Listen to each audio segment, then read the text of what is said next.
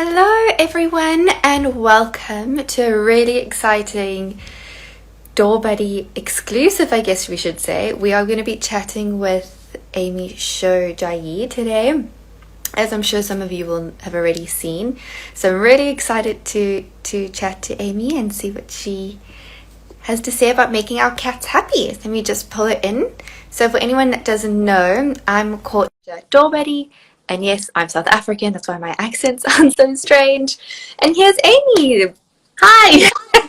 You have to hold your mouth right to make this work. So exactly. You have to. There are lots of things to press and lots of fingers crossed for good connection. Paws crossed. Yes. Well, Amy, I was just introducing myself and just saying that I'm the marketing manager at Door Buddy, and of course, we are so excited to speak to you today. So I don't know if you wanted to just take the spotlight a little bit and just tell us who you are, all the amazing, incredible things you've done. I'm very excited to speak to you as a pet lover and a horror lover. So lots of things to chat about. lots of things.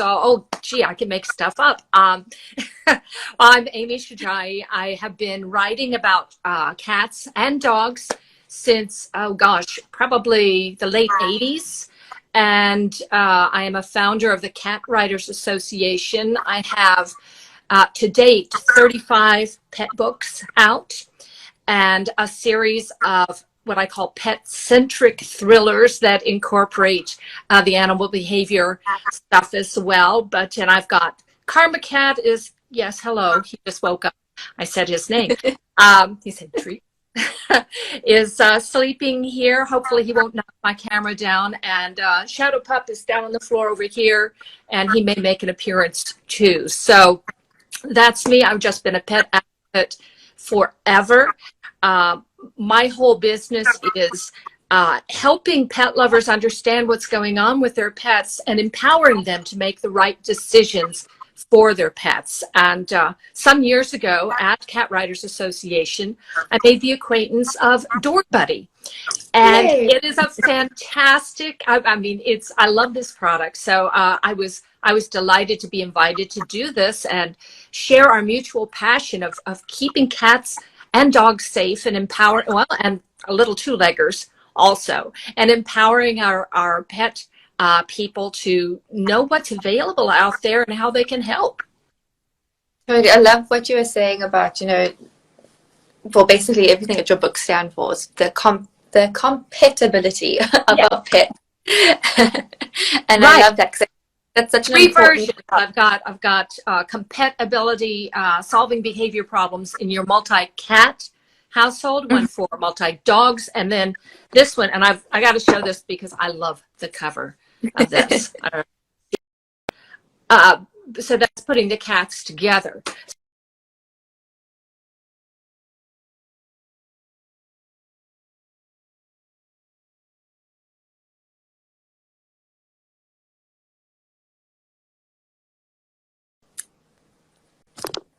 A little bit.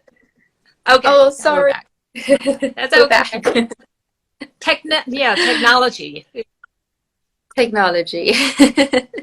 Well, Amy, we're just talking about dogs and cats together in a household, and I just think that's such a great segue, I guess, into our conversation today. Obviously, we're here to talk about how to make cats happy, and I think the reason why Door Buddy and you are such a good relationship is because you want to make dogs happy and your cats happy, and we want to make cats happy and keep your dogs safe.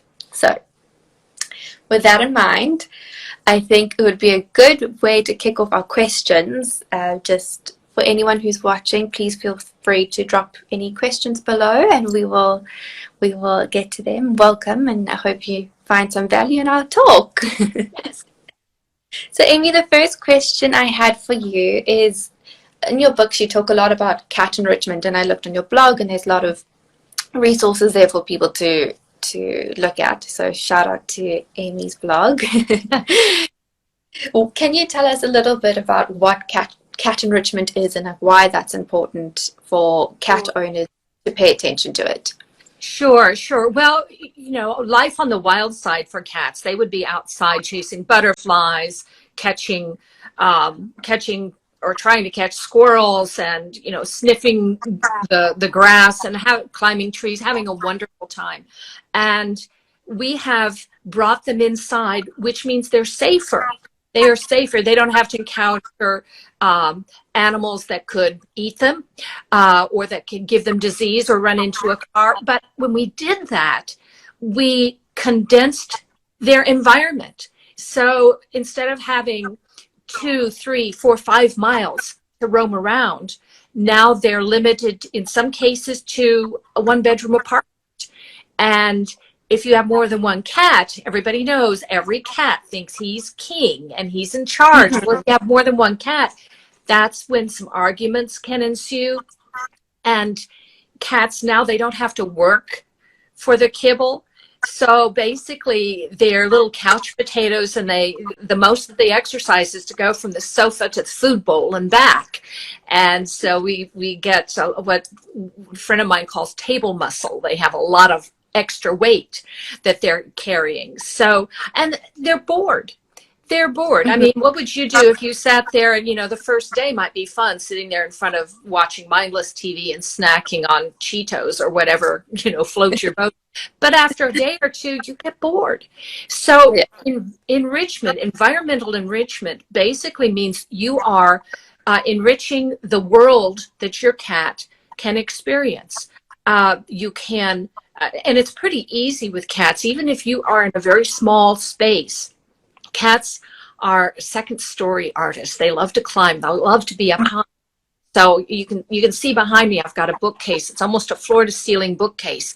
It's easy enough to, move all the books off of one of the shelves and let your cat climb up there and lounge up there.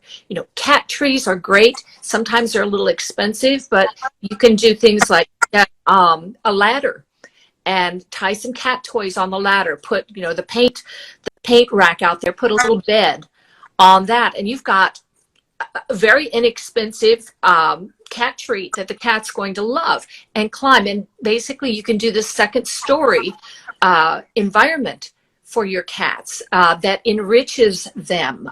If you don't have space for that, the ground floor, you can enrich that with tunnels, cat tunnels, boxes. Cats love boxes. We know even lions love boxes. You see those videos. Yeah. So, empty boxes. What we do here, I'm in North Texas, and so I cannot safely let Karma Cat outside. I have a stroller for him now. So we go out in the stroller, and he gets to sniff the fresh air and, watch the butterflies. But inside we have all these big windows, and it's like cat TV. I have bird feeders right outside the windows. And so he sits on there and he watches and chatters and has a wonderful time. So you can bring the outdoors in, when the leaves fall down, bring a box of leaves inside and let your cat sniff them and chew them and roll around in them and have some, tactile enrichment as well. So there's all these things you can do. When it rains, I love to crack the windows open, and both the dog and the cat. The dog hates going out in the rain. If he gets wet, I do too. I have to stand out there with an umbrella. But if you crack the window open, the cat will get up and sniff and watch the rain, and it's a wonderful time. And you see it gets the brain moving too. There's a saying with people: use it or you're going to lose it. Same here with pets. So if you can get their brains moving a little bit, feed them with puzzle toys instead of just the bowl. If you've got a kind of a fat cat that you're trying to slim him down, put his food bowl at the top of the staircase. So at least he has to go up the stairs to get the food. Don't give him all the food at once. Cats eat one mouse-size meal at a time, about 5 times a day. So you can get puzzle feeders and hide them around the house so he actually has to hunt. Use his brain and his muscles and what he was intended to do. He's going to be a healthier cat physically, emotionally, and mentally. I don't answer in short answers. Sorry. No, that's great. I was just thinking, it's so funny doing these lives. I think you're about the third or fourth person we've spoken to.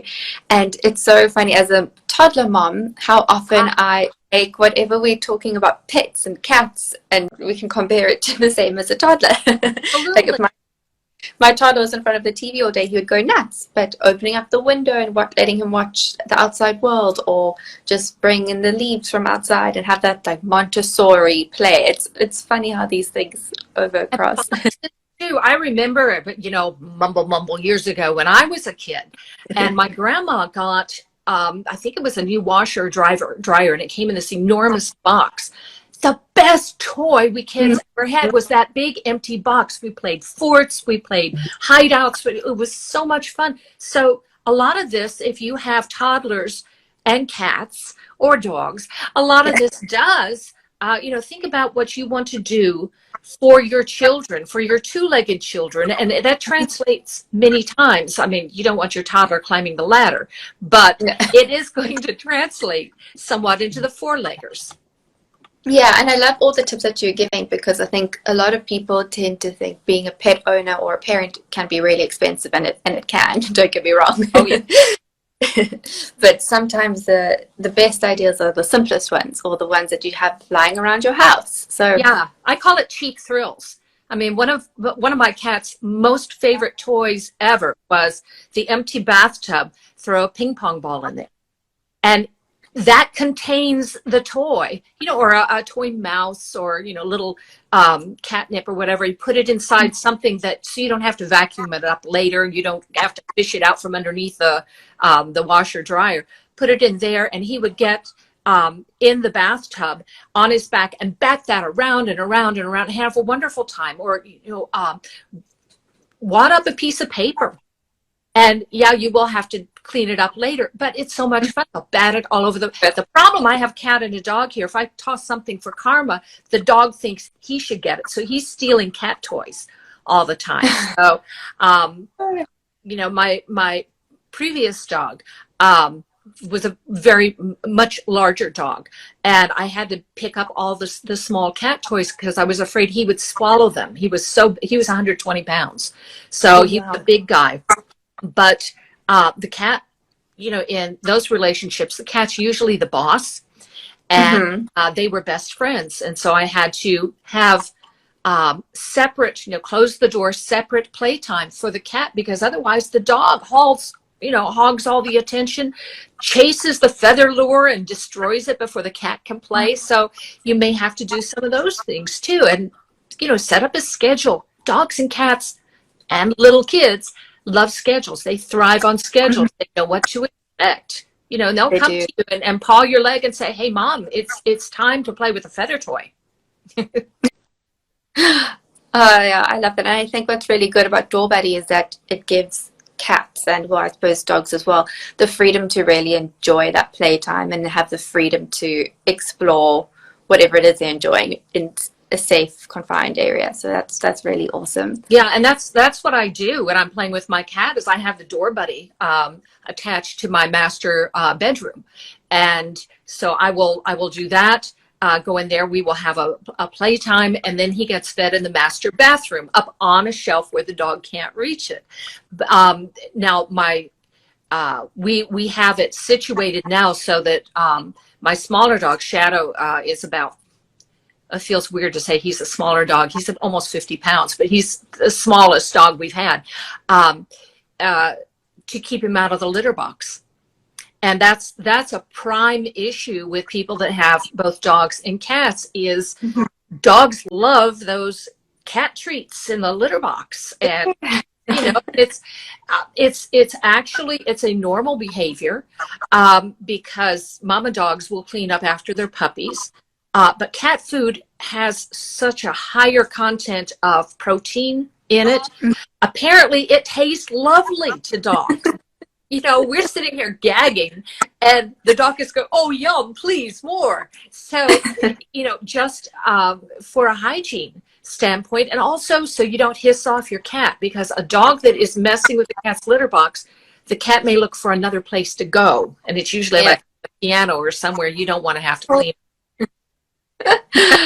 Exactly. No, thank you. I have two dogs at home, and the thought of adding a cat to that chaos, I don't think it would adjust well. No, But all of our cats, well, and Shadow also came to us. They made that choice. They just showed up at the house. oh, So sometimes it's, you don't make that decision. We found, just on a small digression. We had looked and looked, and we got our dog Bravo, and he was a bull. His mom was a bull mastiff. We think his dad must have been a Great Dane because he's very tall and leggy. So he was like 120, 125 pounds, and he was diagnosed with bone cancer at a oh very no. young age, and ended up losing his leg, went through chemo and all that. But the week that we got his diagnosis, and we're going through hell trying to decide what to do for him, because he was not even 3 years old. He was a young guy. Shadow, somebody dumped him. 12-week-old puppy dumped him at the front. And so we called him Bravo Shadow, and he was Shadow's comfort puppy during the time he had treatment. And then when we Oh, lost Shadow, or lost Bravo, we still had Shadow here. And of course, the cat had known them both, and the cat slept with the dog's collar for a week afterwards, missing him. So anybody who says that cats are aloof and independent and don't have emotion, shame, shame, mhm. shame on you. They absolutely do. And they will mourn just like anybody else. But right now, big breath. We're all a happy family. I will not cry. Oh, Amy, I'm so glad you said the thing about cats being independent, because I think a lot of people think, oh, cats are these like tough exterior animals and they don't care, they don't need anything, they just do their own thing. And that's why I'm so excited to have this conversation with you, because I want to see anyone who uses your tips. How will your cat change? Yes. Um, what is that going to look like? You think your cat is aloof, you think your cat is independent, but if you spend some time investing in making them happy, what's going to happen? Right. Cats are very much quid pro quo.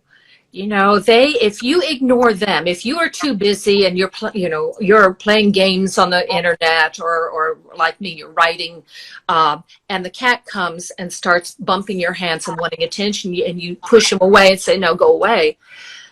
It doesn't take very long for the cat to give up and say, well, they don't want any attention. And then when you go to and ask for attention, the cat says, not interested. So Yeah. if you respond to the cat when the cat asks for attention, they reciprocate. And so if you Mhm. start doing this slowly, even with a cat that has never responded that much, and it may be, cats are not all real touchy-feely. Some cats, the ultimate in adoration from some cats is gazing at you from across the room, or sitting next to you. And they'll say, I'll have people say, well, he turns his back on me. I said, that is the ultimate compliment from a cat, because the cat trusts you so much. He doesn't have to watch out. He can put his back to Oh, you. So you have to kind of look at it from the cat's perspective, I guess, to figure some of these things out. We seem to identify and understand dogs a little bit more easily because their social structure is very similar to mhm. people's. Cat social structure is quite a bit different. And as I said in the opening, every cat thinks that he's the king. The world revolves around him. But if you have more than one cat, then say, Karma Cat is king in my office, but the other cat is king in the living room. And and it fluctuates. And they have what I call a timeshare mentality. So you'll see the cat get up on the countertops. You don't want him on the countertops. It's a hygiene issue. And you'll say, he knows better because when I come into the kitchen, he jumps down.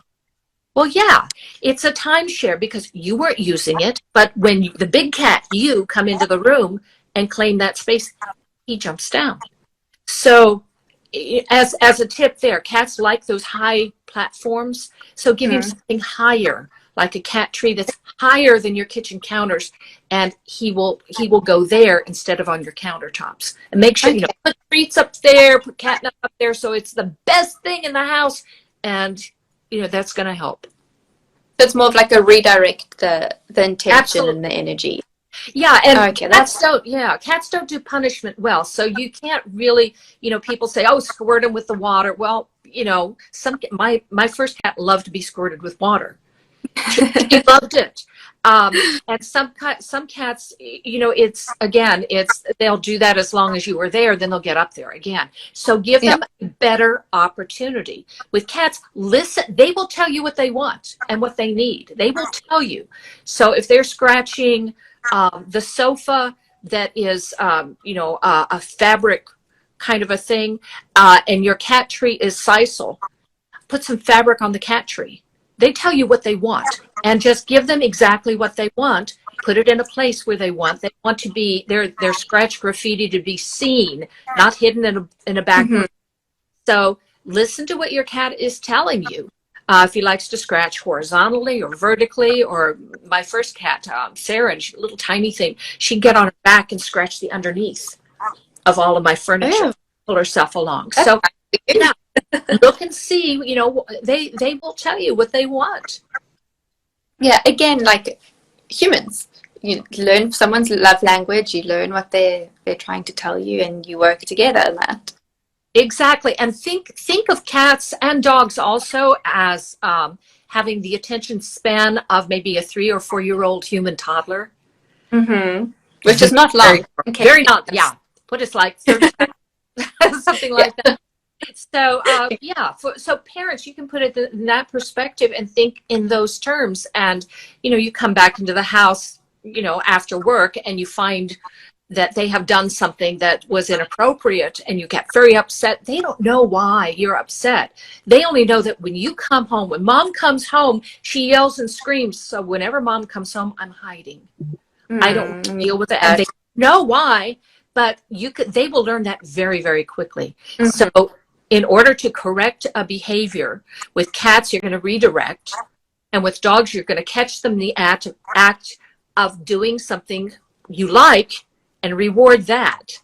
And if you don't catch them in the act of doing something you don't like, you do not punish. You just, get a rolled up newspaper, hit yourself over the head because you missed it, and clean it up and take care of things later. Oh, I love those tips. They're so good. I know a lot of people want to watch us and be like, "Oh, that seems so simple. Why didn't I think about doing that earlier?" But it is sometimes that easy. Well, sometimes it takes an outside person to take a look at things also. Cats are, I love them because they are so interesting, and every one of them is different. I did a consult one time with a gentleman that had 2 Siamese cats that were a bonded pair. They absolutely adored each other, and then suddenly they were fighting, and all he could figure out was that in the laundry room they had a hammock for the used laundry, for the dirty laundry, and one of the cats loved to lay in the dirty laundry, or even when it's empty. And it had fallen down. And all he could think was, well, maybe it fell while one cat was in it. And I said, yes, that absolutely can happen. And what we think happened was that trauma of falling, either the other cat witnessed it or was impacted by the fall also. And they blamed each other for that scary feeling. So we had to start a whole situation. We had to start a reintegration, introduction, almost as though they were strangers. And by the time, and it takes a long time with cats to get over those kinds of things. So it was about 6 to 8 weeks. And we had to separate them. We did a lot of enrichment. We did leash training. We did positive reinforcement. And by the end of about the 6 to 8 weeks, we could finally take down those baby gates. We couldn't use doorbells that because both cats could come and go. But by the end of that time, they had started to reintegrate. And see, cats identify their friends and their family members by the smell. They lick each other, groom each other, rub against each other. They share that family scent. And if they stop doing that, the scent is no longer familiar. It's like when a cat comes home from the vet and the other ones go, "Who are you?" They smell funny. They smell like the vet in the clinic. So it takes time to reintroduce that and get the good smells going again. I'm rambling. Well, I think that, just stop me. no, no, this is awesome. I think this is a really great. Chanel sent through a question, and seeing as we're talking about cats, living with cats, Yes. there's we have a new kitten about 8 months old, and she loves jumping on top of our 17-year-old senior kitty Coco and playfully bite her neck. Sounds like I need additional enrichment activities for the kitten. Any tips? Yes, is okay. Is if the cat, this is actually typical of kittens, and the good news is play and all of that really high energy play and the biting and all of that starts to slow down right around 9 to 12 months old. So you're probably through the worst of it. Yay! Yeah, that's why generally I recommend when you're adopting kittens to get a pair, because then they'll attack each other, and they'll instead of getting your ankles or ambushing you, they literally play aggression can be dangerous, especially for people that are immunocompromised or thin skin kinds of things, or just tripping you on the stairs because the kitten thinks that's great fun, and meanwhile you take a hit. So yes, it is going to fade. But what you can do is, give the older cat some quality time that the kitten can't access, like a room of his own, a cat tree of his own, something like that. But when we Karma showed up, he was about 8 months old. He did the same thing to my Saren kitty, and she was tiny. She never weighed more than 7 pounds. And she was 16, I think, when she lived. She almost made it to 22. She was a long-lived kitty, and basically we had to interrupt for a lot of that and have a cat wand toy to distract Karma, to wear him out other times. Have big play sessions with him in a room by himself so that he would leave the old lady cat alone. And some of that you will have to do is just kind of management. But if you can give the youngster lots of enrichment, lots of things that he can do with toys, with interactions, hide treats, those types of things can be very helpful. Okay, well, I'm sure there's lots there for you to use, Chanel. I know Coco will have some quiet time away from Marley. Yeah, they always wake you up and play, bounce across the bed at 3 a.m. That's always fun. Oh yeah, again, exactly like toddlers. Yes. But seeing as we're talking about more multi-pet households now, I know your books and your blogs again are just such a huge aid for fur parents. What are the main distress signals should we look out for? Like, when do we know, okay, our dogs and cats, or cats and cats, this play doesn't look right, like there's something we need to actually investigate? Yes, that's a brilliant question, because cats and dogs play differently. So if you have two dogs that are playing together, they have what's called meta signals, that they use the same sounds and the same activities as in fighting. But what they'll do is use a signal to the other dog to say, hey, everything that comes after this, just kidding. Just kidding. And the classic one is the play bow, where they put their paws down and their butts up and they kind of bounce back and forth. That's a meta signal that says everything that comes after is play. And dogs will target each other's legs with biting, fake biting that doesn't hurt. They will play keep away with toys. Cats will do some of this also. Dogs are very noisy in play. They will growl, they will bark, all that. Cats play silently. So if a cat if they are playing, if two cats are playing, or a dog and a cat are playing together, and the cat starts to get noisy, meowing or hissing, or break it up. That means the cat has had enough. If the cat, a big signal is if they're playing together and one cat, the cat or the dog, either one, tries to hide or tries to get away. If they keep coming back for more, then it's probably okay. But if they try to get away, especially the cat goes under the bed or it goes up the cat tree or hisses and all that, you know, we have we have zoomies with both the cat and the dog, which is really incredible. And you'll see the cat will instigate a game of tag, and the dog, you think it bothers my husband, and he'll say, oh, you know, Shadow, leave the cat alone, because the cat will be on his back and Shadow will be pretending to bite him and growl, and then the dog will lay on his back. Well, here's the thing: a dog laying on his back says no threat. A cat laying on his back says all of my weapons are ready to nail you. So literally a cat on his back is ready to engage. But as long as he's not meowing or hissing or any of that, they have learned each other's language. And then, you know, 2 minutes later, the dog chases the cat. 2 minutes later, here's the cat chasing the dog around the room. And, you know, Karma is about 13 pounds. He needs to lose a little weight. But he used to do this with Bravo, the big guy, you know, and chase the dog. And they adore each other. And animals that play together, they don't play together unless they like each other. So it's a really good sign that the integration is working. And if you have one animal like that is not appreciating that, then maybe you do need to kind of segregate the two and play with the cat in a room first by themselves, you know, where some of that. Similarly with the dog, you can take the dog outside and throw a frisbee and, you know, wear him out first.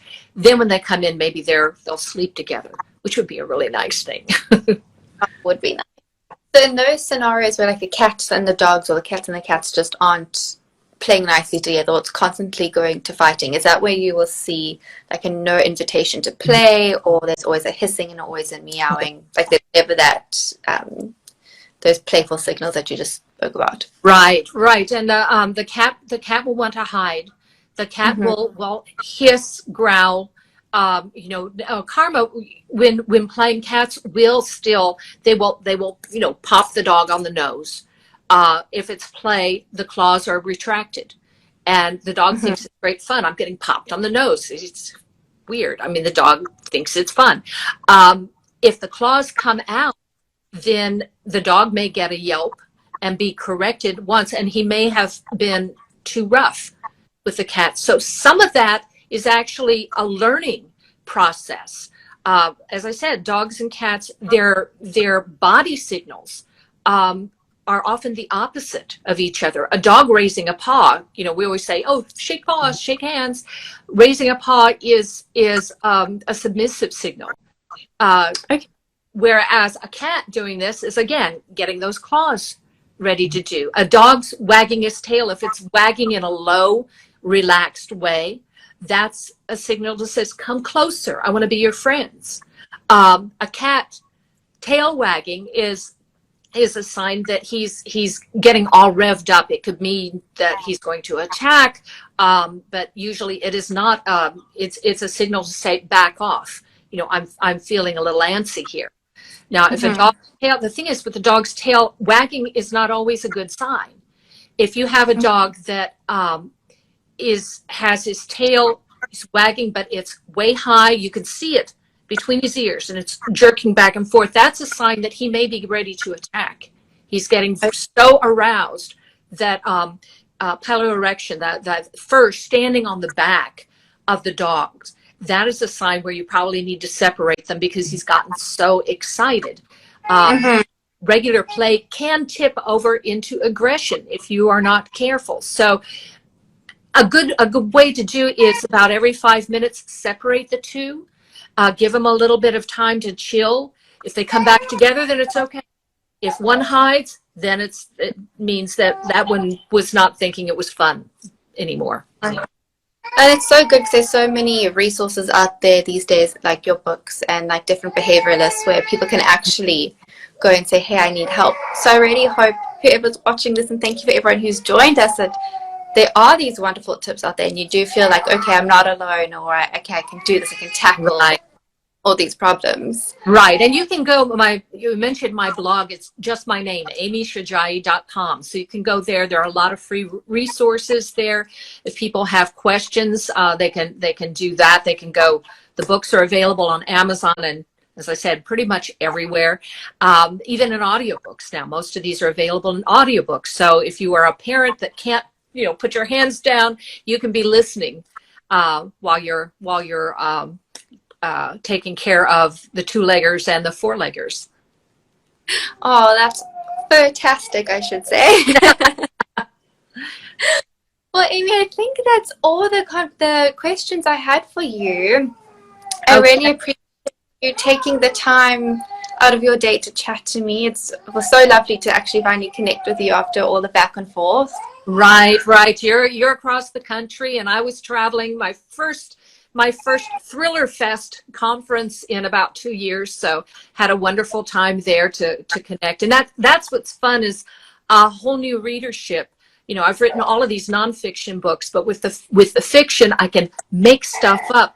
But I call it edutainment, because there is a lot of real life stuff. I've got a cat that does search and rescue, tracking when other cats are lost, and it's all real stuff that happens. And I have a service dog that has his own viewpoint chapters, which is really a lot of fun. So, that you can look those up. If you don't care for the other, you can look at the fiction. There are a lot of my colleagues that are doing great work there. Go over to Fear Free, or go to, the International Association of Animal Behavior Consultants if you need help, and they're there to help you. Oh, that's awesome. And also, when in doubt, I'm sure a door buddy would be a great solution to help. Gosh. Oh, yes, absolutely. I've got one here in my office. I have my audio studio there, so I have one on that door, because the cat can come in and be quiet. The dog makes too much noise. And then I have one downstairs, the master bedroom. And this is something that actually I recommend it in my books. So yeah, I hope people will look into this. It's a great tool to have in your toolkit as a part of bringing the enrichment into your cat's and your dog's life. Oh, thank you. That means the world to us. I know Chanel's watching with a big smile on her face, because that just means so much to us. And and you were one of the very first people who helped us make Door Buddy what it is today. So it's kind of a full circle moment, I guess. Yay! It's my pleasure. Well, thank you, Amy. I really appreciate you just being here and all your amazing information today. And hopefully Thanks for having me. This is a treat. And it's, now I kind of know how to do this Instagram Live stuff, which I feel like a dinosaur. All right. No. It was great. It was absolutely wonderful. I hope everyone who's watched enjoyed it as much as I did. Give Amy a follow, or follow us back. We'd love to have you over on our page. Okay. Bye, Amy. Everybody. Bye.